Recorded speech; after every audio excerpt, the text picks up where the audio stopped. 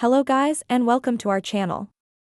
In today's video, I will show you the step-by-step tutorial on how to download Pinterest videos to your gallery.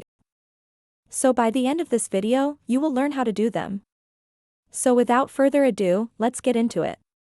The first thing we need to do is to open our Pinterest app. After opening, you will see a bunch of pictures posted. Let's say for example that you're looking for a space picture. All we have to do is to click the search bar and then type space and then enter. After that, choose your desired picture and click it. After clicking, to download it, all you have to do is to click this 3 dots on the upper right corner and then click download image. After that, you will see a notification that the image have been downloaded. So that's basically it for this video. I hope you learned something and please don't forget to like and subscribe.